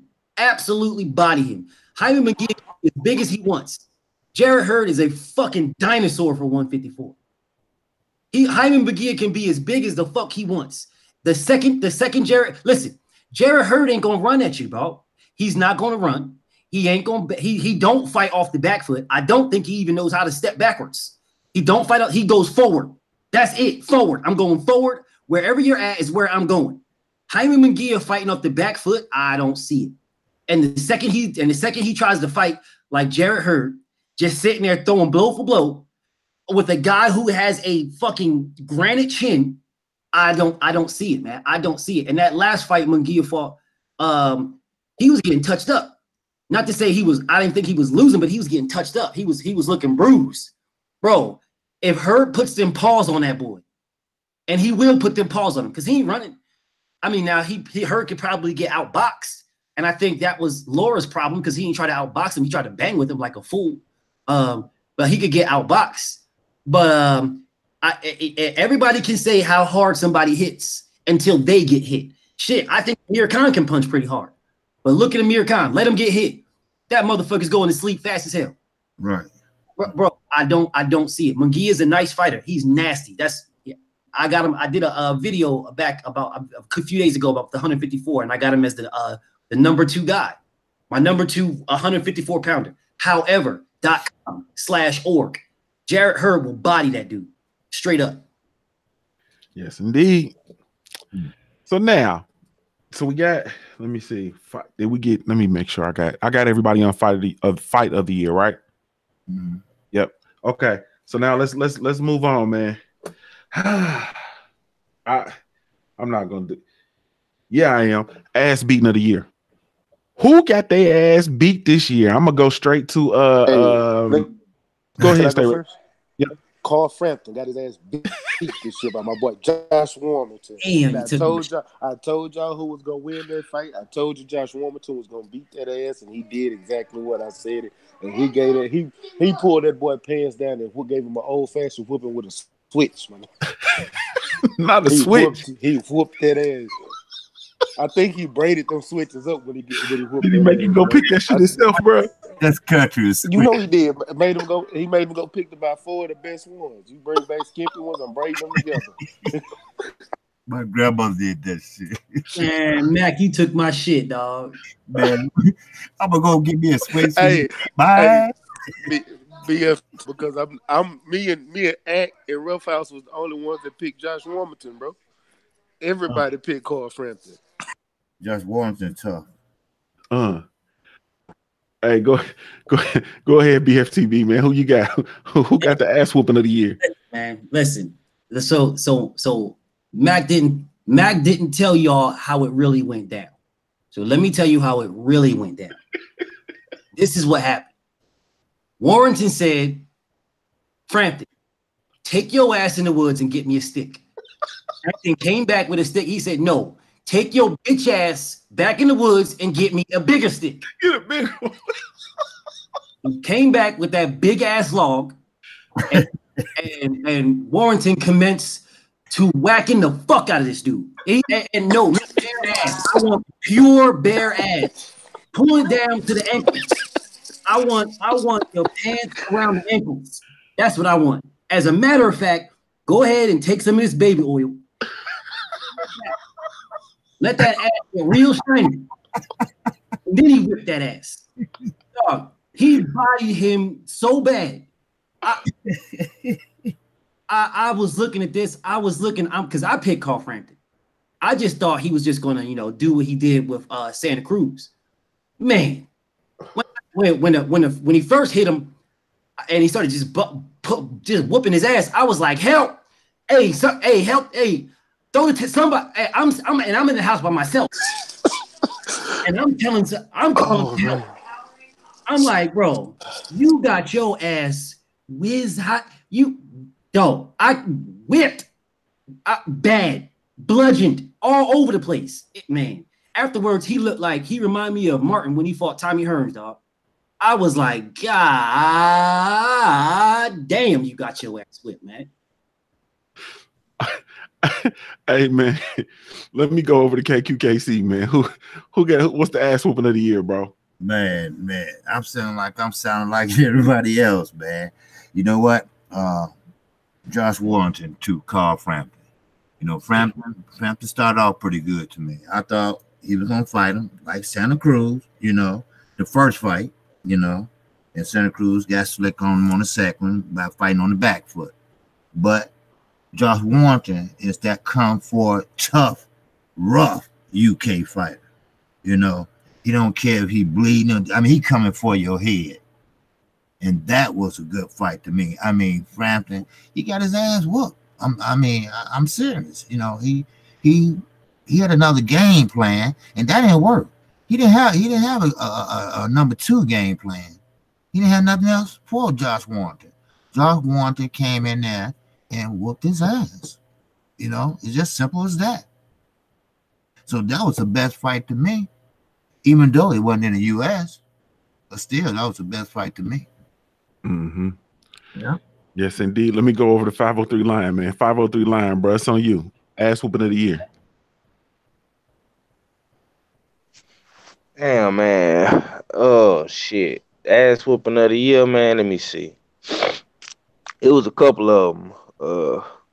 We had Spence versus Peterson. Damn. Yeah. You got Spence versus Ocampo. Yeah. Let me see. Mikey Garcia versus what's that cat name? He just looked at his tie. Easter Bunny. Come on, man. Yeah, well, he did, bro. I didn't want. I did. That's why I didn't want to do it, Junior. But you asked, man. So I gotta tell you, the Easter Bunny. You understand Ohio run boxing, man. For shit show. We got Mikey Garcia versus the Easter Bunny. Was that Tank when Tank won the WBA title? Who was that Mexican he whooped? Was that Flores? Pedraza? What was that dude's name?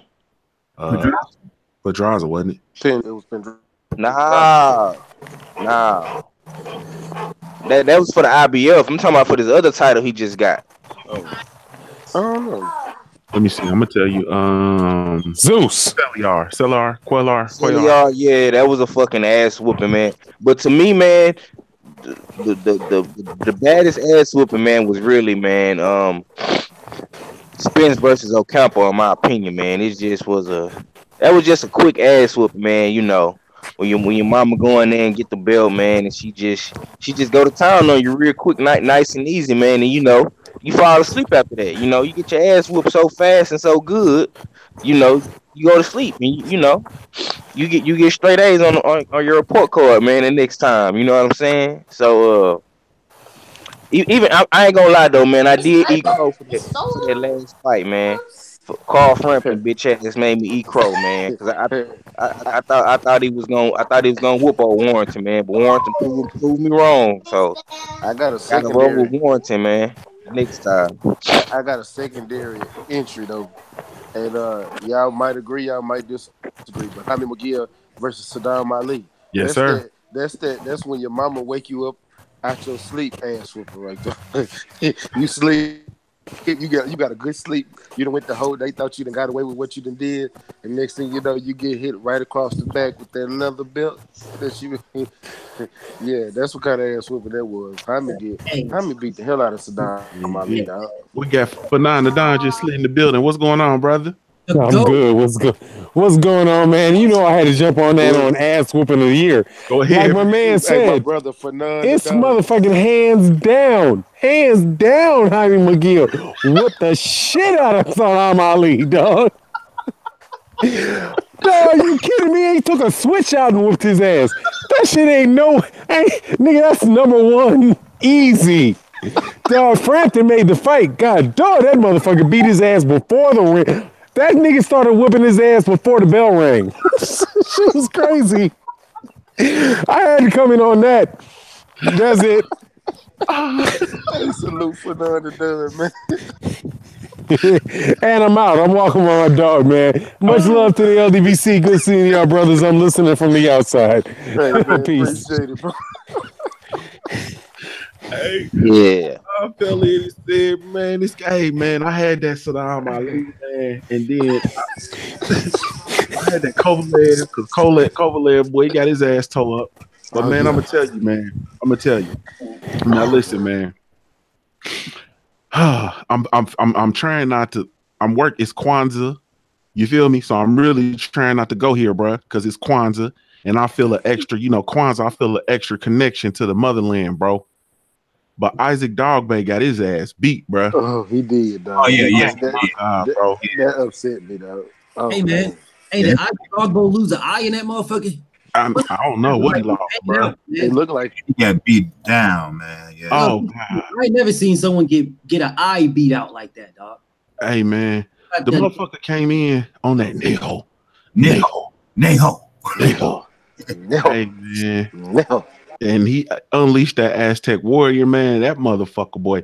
He looked like Finding Nemo, but by the time that shit was over, he looked like a puffer fish, bro. That motherfucker got his ass beat, bro. That was Child of Bruce, period. No way around it. That shit was abuse. Child of Bruce. Oh my God, man. Oh my God, that was a Bruce. I ain't trying to interrupt. Go ahead. Go. I'm not going to. I'm talking about, that was one of them ass whoopings. Let me tell you, that was one of them ass whoopings where your mama beat you with the motherfucking racetrack. You know, the electronic racetrack that had the sharp prongs on the end. You know what I'm saying? That was one of them racetrack extension cord ass whoopings, man. Whelps. You feel me? Man, that was the Hot Wheel ass whooping, Junior. What'd you say now? That Hot Wheels track? Yeah, that was the Hot Wheel ass whooping, man. When she make you pee on yourself. Oh, yeah, Dogbo got that ass. Man, that was rough. That was was brutal to watch, man. You know what I'm saying? I love bottom account. I love Isaac Dogbay. But that was difficult to watch.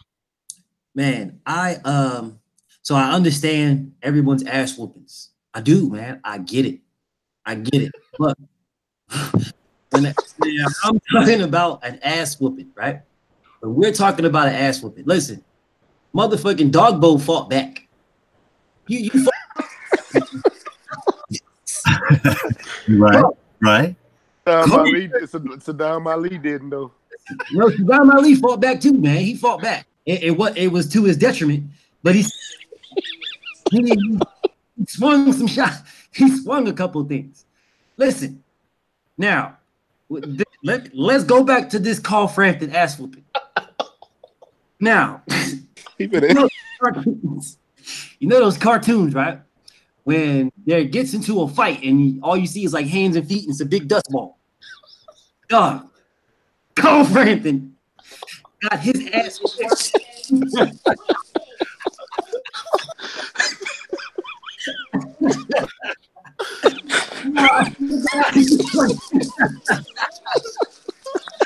I was like, gun out this motherfucker. Then he called the police on this motherfucker. Yo, sweet Jesus, somebody help this motherfucker. Hey, you got me in tears over here, bro.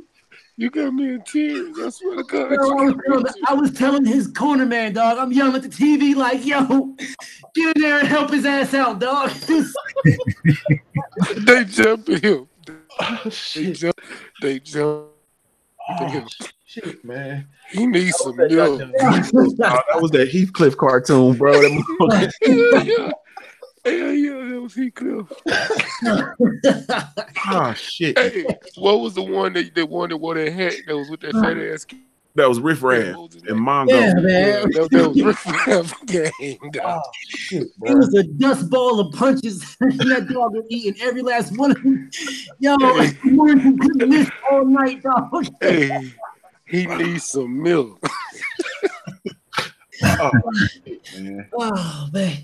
All right. So let me go over to you, KQKC. Who's your fighter of the year, bro?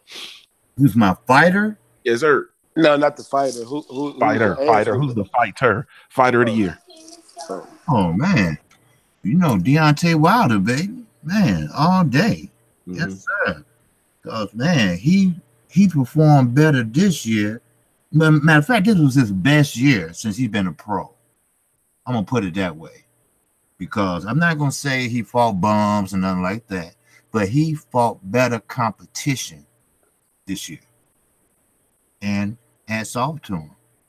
You know, I mean, we talking about a man that came up just like the Charlos, really. I'm talking about in boxing, not on the streets. In boxing, he came up being turned away from the business side, but he kept on winning, and that's what counts. Now he's shining because now he stepped it up. He stepped it up some more. And that next year he stepped it up a little bit more. And this year he stepped it up all the way. So he's my fighter of the year. Yes, indeed. Yes, sir. Yes, indeed. All right, stay ready. It's on you, bro. Who's your fighter of the year? Usyk, the only undisputed fighter this year. I'm not taking nothing away from Deontay Wilder. I know everybody's going, don't get on to me for saying it. That's the only reason I gave it to him. If it wasn't for that, it would be Deontay Wilder. But because he was in the World Boxing Super Series, Warriors, and he got all the belts, he's undisputed. The only undisputed champion in boxing. I just own the respect of that. I'm giving it to him. I can see that. You're gonna make me change my pick. Well, hey, we all got opinions, man. Hey, that's what it's about. It's on you, BFTB. Oh, he might have stepped away. He probably over there still. I'm here. Oh, okay. I had to take a breather because I was thinking Frampton ass whooping. Hey man, hey, you had me in tears, dog. I swear to God. You had me in tears. Hold up. All right. My fighter of the year. Fighter. All right. I am a man that wants to see the best fight the best. That's what I want. Period. At all costs. You know what I'm saying? You can go with Deontay Wilder. You can do that. You can say he fought the two best for standard boxers on the planet, which I believe he did. But undisputed means something. You know what I'm saying? It means something. It means you are the best of the best. You are that. There's nobody else that can say they are better than you, which is why I was fucking pissed off that Bud didn't get it last year when Lomachenko got it. Like, what the fuck you talking about? Ain't nobody better than that man. He beat everybody. We don't have to wonder, can Wilder beat Joshua? Can Joshua beat Wilder? Can Fury beat Joshua? We don't have to wonder. He beat them all. You know what I'm saying? He beat them all.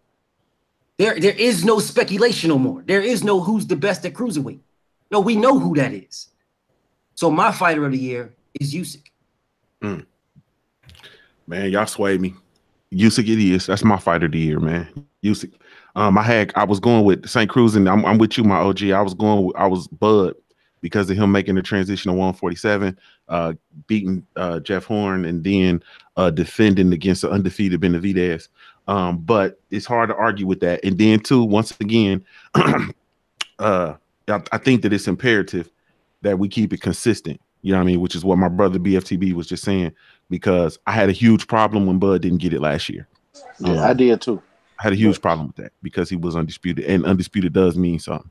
So, yeah, Usyk, it is for me. Go ahead, 503 line. Who's your fighter of the year, bro? Oh man, you know, I got a couple of them. Just to name a few. You know, I'm gonna give you my main one, but I'm gonna just say, you know, just to get these guys recognition, man. Honorable Uh, mentions. Your honorable mentions, man. Yeah, you sure right. You sure right, Mac. I got my boy Usyk. You know what I'm saying? What he did was phenomenal. You know, winning the World Boxing Super Series. Got to give him his just due. Uh, of course, Terrence Crawford, man. He the 140 kingpin, the undisputed kingpin, moving up. Won all the smoke at 147. You know that can't go unnoticed. You got the homie Mikey Garcia jumping up from two different weight classes. You know, a unified champion at 135, a champion at 140. Now he going up to 147. Doing his just due. Trying to fight the boogeyman of the division. You know, kudos to him and his team for that. Uh, you got the homie Swift Jerry Hurd, despite what we might say about him. You know what I'm saying? Unified 154 champion. I love Swift Hurd's story. You know how he came back for his trainer dying and honoring his trainer in every fight, and unifying the division at 154. Kudos to him, man. But my fighter of the year, man, is Deontay Bruns Mama Wilder, man. Simply because, man, he restoring the feeling in boxing. You know what I'm saying? He been trying to before all these other people was trying to do it. He was been trying to fight the best since 2015 when he tried to fight Povetkin. We all know what happened. He been getting the short end of the stick for the longest. He just not getting his just due. You know, 2 years later, however long it's been since the Povetkin fight, he tried to fight Anthony Joshua. We all know the story behind that. Um, Gave Luis Ortiz multiple opportunities. He could have moved on from Uncle Luis, like Anthony Joshua and Eddie Hearn did, but he gave that man the opportunity for the second time.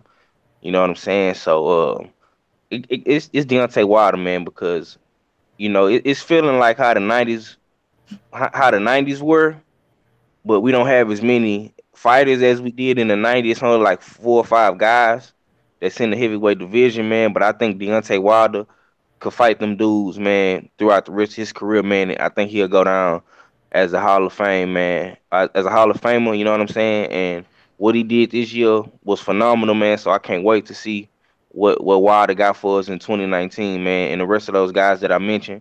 You know what I'm saying? I think it's gonna be a good year of boxing, man. We got a good some good fights coming up in the first quarter, man. So, you know, we just got to stay tuned, man. Stay patient, you know, because it's coming. Yes, indeed, man. Now we, you know, it wouldn't be us without leaving this thing on a controversial note. So I'm gonna start. I'm gonna start with stay ready. Stay ready. Who is the duck of 2018? Who is the ducker? Who is the king of the duck dynasty for 2018? We can. So I'm gonna start off, and I'm like 503 now. See, I gotta do honorable end on a great note because we gotta start. We gotta start with no other than Kenny Porter, K Diddy, and Sean Porter. You know, they actually first run up in my book. They almost close enough to get it. Keith Thurman is next. We all know Keith Thurman been running for it's been a few years now. Some years, not just one or two, in years. I can mention Danny Garcia. You know what I'm saying? We can go to different weight divisions and talk about Gennady Golovkin. We can talk about Canelo. A duck of the year is Anthony Joshua. In any way, shape, form, or fashion, you turn down $50 million cash. Really 80, but I'm gonna just say 50 because that's was guaranteed up front. $50 million to fight in $100 million fight that you was gonna get 50% of. Ain't no duck in the history of boxing worse than that. I don't care. None. Even Riddick Bowe throwing the championship in the trash can is not as bad as turning down $50 million. Because come to find out, with the Riddick Bowe situation, they had a contract signed. But we can get into that. Joshua, duck of the year. It's not even close. All right. KQKC, same question, man. Who's the duck of 2018? Oh man, yeah, that's a hard one. But you know what? Well, first I'm gonna go ahead and say Sean Porter. Okay, he already, he said one thing in the ring, and I don't know what happened from there to the walk to the dressing room, but he changed his mind. That was a big duck to me, Then you got none others than Thurman, Keith Thurman. He been ducking Earl Spence for the longest. He said, go get a belt. Well, you better not duck me, son. You better not duck me, son. Now, who's doing the ducking? What I hear, he's going to have nothing but tune-ups all next year. So, those two, I think, is the biggest duck. With the last one is the king of the mother ducks, and that's Anthony Joshua. And I believe that wholeheartedly. He been ducking Deontay Wilder and Luis Ortiz, Uncle Louis. So that's what it is. Shout out to Charles D in the chat. My brother Charles D said, with all due respect, Keith Thurman found God. Hey, 503 Lion, who's your duck of the year, man? Hold on. Yeah, he found God. He found Allah. He found Buddha. He found Buddha and that chick, with a new chick he with, his new wife. He found some roller skates so he could skate away from Earl Spence. Some roller skateboard. What else you want me to say he found? And he found the bicycle too to ride off in the sunset away from the bub. Can't forget about that. And he found Gregory Hines tap shoes so he could tap dance away from it too. Go ahead, 503. Okay, man. Well, I got to pull out the rap sheet, Junior. You know how I do it, man. I got to stay facts on the Smoke City Mobcast, man, because this is why all the smoke must be faded. You dig? So, the rap sheet reports that we have none other than Mr. Don't Duck Me Son as the number one suspect on the duck sheet in the welterweight division, due to the fact that he was, like Mr. KQKC just said, talking all this shit about Floyd and whatnot, but you a hypocrite, you a hypocrite, bro. You doing the same thing. It's even worse because you're not even making as much money as Floyd, or you don't have the body of work as Floyd. So you really a double hypocrite. We got none other than Sean Porter coming in at number 2. I'm sorry, Junior, I know that's your Ohio brother, but it is what it is. He's a daddy's boy, daddy's baby. He letting his daddy fuck up his career, in my opinion. He could be doing way more than what he doing now. He could have a bigger fan base if he will fight some damn body and stop saying everybody's his friend and his homie. You don't got no friends in boxing. You know what I'm saying? It's only one person in the ring. When you get in the ring, it's 2 people. You know what I'm saying? It ain't no teams in boxing. You know what I'm saying? But let's move on from the welterweight division, man. Okay, we're gonna go down a little bit lower. We got none other than Mr. Tevin Farmer, aka Lil Eddie slave boy, the cockeyed pistol boy. So he ducking, he ducking my boy, none other than Tank, DMV, you know what I'm saying? He ducking him. And I just don't like that, because you was all at this man fight, pulling up, talking all this shit. Now when somebody asks you about it, you don't even want to talk about it no more. You know what I'm saying? I don't understand that. Then you got none other than Mr. Nomaschenko. Yeah. I know y'all probably wasn't expecting me to say that, but it's the truth. He ducking now. He ducking too. Who is he fighting of substance, of relevance?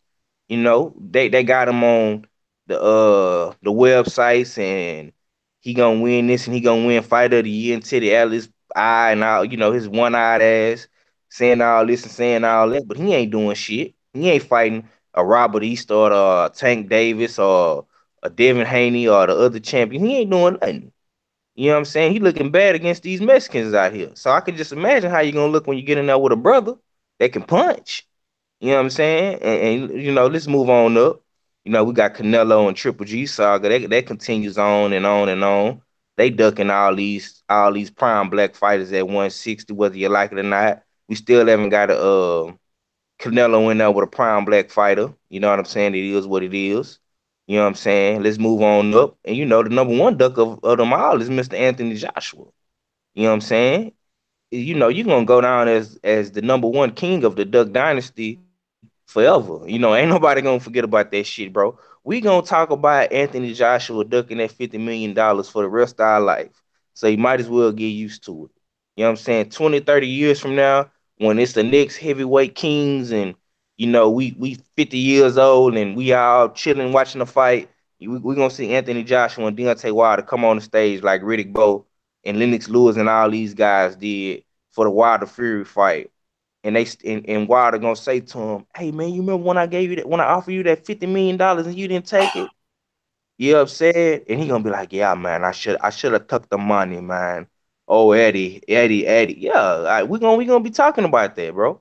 And we never gonna forget that, man. So, AJ is the king of the Duck Dynasty, man. It ain't nowhere around it, bro. I know I rambled a lot, but it's AJ, man. Despite all the other bullshit that these dudes did, I think all them guys I named, man, they would have took that 50 million against anybody. You know what I'm saying? I think if you would have gave Keith Thurman 50 million, he would have fought Earl Spence or Bud. You gave Lomachenko 50, he would have fought Tank or Robert Easter, one of them guys at 135, man. You know what I'm saying? So it's AJ, man. He the king of the Duck Dynasty, man, period. Yes, indeed. BFTB, it's on you, bro. Yeah. I've been waiting for this one. So there is that's why I saved you for last, bro. I got some agreements and I got some motherfucking disagreements. So let's go ahead and run this shit down. Let's run it down. I'm gonna start from the bottom and go to the top. The bottom. So first off, I'm gonna let y'all know the Coward brothers, Dillian White and Anthony Joshua, are both on this list. Dillian White is at the bottom. Listen, this whole ass dude running his burnt Shrek mouth, talking about, oh, Luis Ortiz is 175 years old. Oh, I'll do this, I'll do that. Until this motherfucker says, okay, send the contract. Then he said, oh, we can fight on December 22nd. So he says, fine, let's fight on December 22nd. What did Dillian White say? Nothing. Motherfucker got quiet as hell.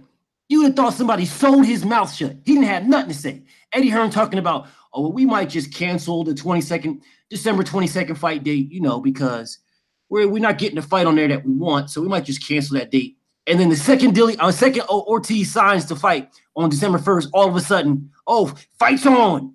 The 22nd is on. It's on. The fight that we all want to see. Man, shut your bitch ass up. Dillian White he's on my list, but he's at the bottom. Straight, moist, whole ass coward. All right, moving up the list. Triple G Gennady Golovkin. So all this whole ass dude and all of his weird ass fans, these LTNK members, running their mouth for years, talking about, don't know, oh, nobody's going to fight Golovkin. Nobody wants to fight him. Oh, Little Knee Ward and all these other people. Oh, Ward, oh, Golovkin will knock out Hagler. He'll beat this person. Yada, yada, yada. Charlo doesn't want no work.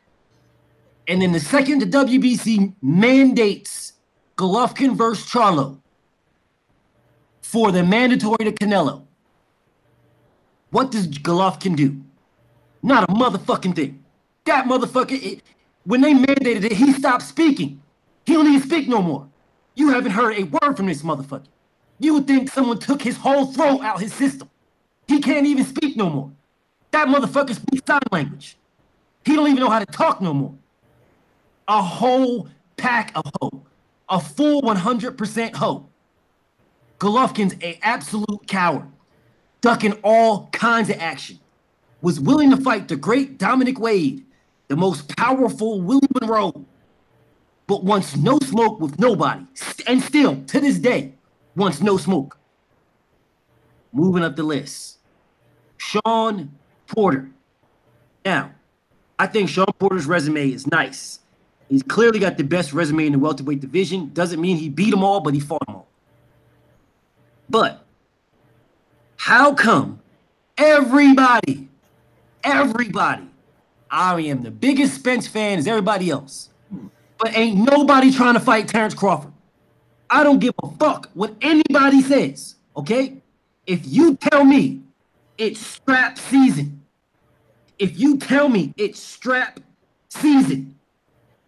and Bud Crawford got a strap, then don't come back to me trying to explain to me why Errol isn't trying to get that strap. Say it however you want to. Call it however you want to. You can say, oh, well, he's holding up to get the fight. He's waiting to get that fight last. I ain't trying to hear none of that. I ain't trying to hear none of it. I am about the best fighting the best. I think he's the best. I think he's one of the best. But if you got this dude saying, well, I'm going to just wait. I don't care what anybody say. That's a duck to me. I don't care. It's a duck to me. Him, Sean Porter talking about, oh, well, me and Bud, well, we're buddies. You know, I don't want. This dude was so eager. He was so happy to be like, running up on Danny Garcia. Oh, what's up? What's up? You bitch ass nigga. What's up? All up in Keith Thurman's face. Oh, what we gonna fight? Got to have the whole crowd holding him back. Got the whole crowd holding him. Can't nobody hold him getting to Keith Thurman. But the second Errol Spence says, when we gonna fight? This motherfucker took the biggest gulp of spit swallow I've ever seen him. Yes, sir. Yes, sir. I thought he was about to get down and start washing that motherfucker's feet right on the spot. Shaking his hand. I was waiting for him to kiss his damn hand, dog. I'm like, yo, what the fuck is wrong with you, dude? You are a absolute 100% hoe. 100%. Moving up the list. Keith Thurman. This man wanted $10 million. $10 million to fight Errol Spence when Errol Spence hadn't even fought Kell Brook yet. I understand people might maybe forgetting that topic. They may be forgetting this point. But this is the same Keith Thurman. He was ducking Errol Spence for years. And I'm not talking about just when Errol Spence got a belt. For years. Errol Spence was calling this man out for years when Floyd was fighting. You know what I'm saying? And Floyd hasn't fought in years. Like a for real fight. This dude was what was Errol, like 15-0 or some shit like that? Actually it was 13-0 because and this dude wanted $10 million to fight this man. A prospect. But let me explain that. Let me explain what I mean by why Keith Thurman is my number 2. Let me explain what that means, right? If you was to take Errol Spence, not even when he was born, I'm talking about when his mama and daddy conceived him, and you put from that time when he was an embryo up until the time that Keith Thurman asked for $10 million, he did not. Errol Spence did not make $10 million collectively in all of that in his entire life in that period. But this dude was so scared, was so much of a bitch, so much of a coward that he asked for more than Errol Spence had ever made since he was conceived to fight him.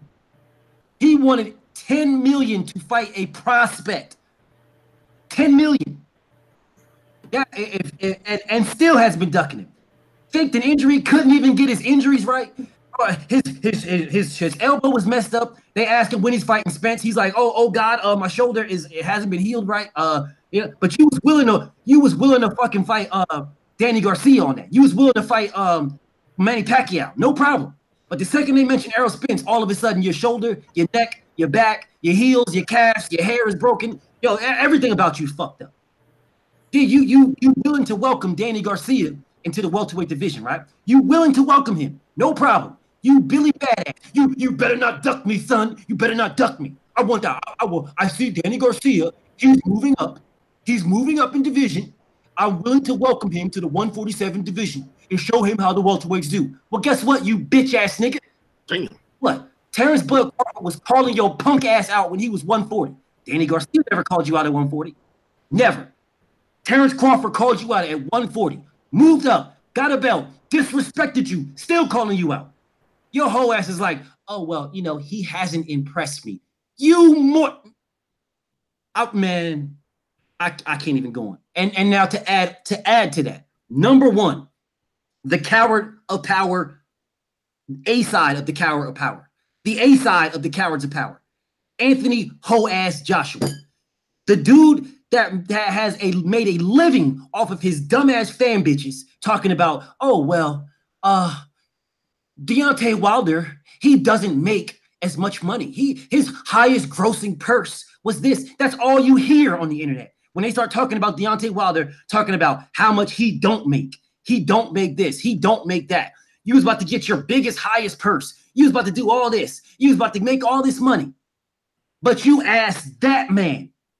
Listen, I'm not even talking about the 50 million. I'm talking about the principle of actually asking him. That's like asking a bum, saying, hey, you bum, you don't make nothing. You make 50 cents. You got 50 cents in that cup right now, right? Now, you can fight me, but you are going to have to give me $50 million. That they made this man out. They made Deontay Wilder out as he is just the worst of the worst. He doesn't make a penny. Oh, when he mentioned the slave deal, they're like, oh, slave deal? Well, you don't even make this. You don't even make that. Coming at me talking about how Deontay Wilder's only worth $16 million. Okay, fine. Well, if he's only worth $16 million, how the fuck are you asking him for 50? How are you asking him for 50? And that is not the worst offer that he turned down. The worst offer, which people don't mention, that he turned down is when Deontay Wilder, this is what makes Anthony Joshua the king of hoes. This right here. When Deontay Wilder said, listen, you give me whatever you think I'm worth. Don't worry about don't worry about a split. Don't worry about a split. You give me whatever you think I'm worth. Don't even worry about the 50 million. Don't worry about none of that. If you think I'm worth $10, give me $10. Just as long as when I beat you, you take that in a rematch. This dude was so moist, so pussy, so bitch that he knew he couldn't beat this man. He wasn't willing to give him $10 just to take that in the rematch. That is the worst. I need, man. Moment of silence for this whole ass nigga, dog.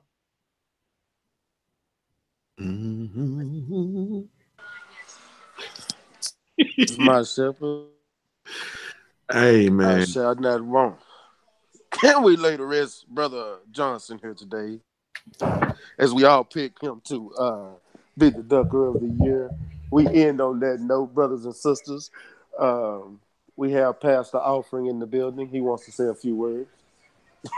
We in this thing, man. Get him. This is your host, Junior the Truth. I'm not going to try to top that. It ain't nothing else that really need to be said other than, those lower divisions, Carl Frampton, Santa Cruz. You know what y'all did. You know what you did to Reagan Dial. You know what you've been doing to Gary Russell Jr.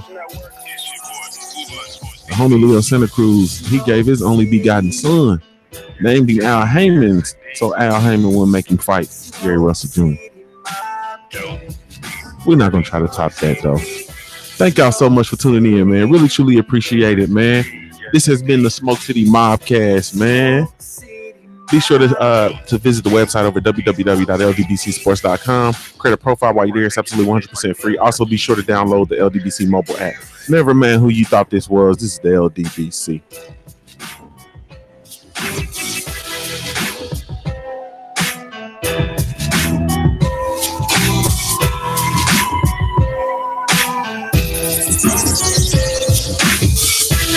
Smoke City. Yes, indeed. Yes, indeed. Smoke City, my Smoke City. Yes, indeed. Yes, indeed. Smoke City, my place. Smoke City. Salute, man. That was fire show.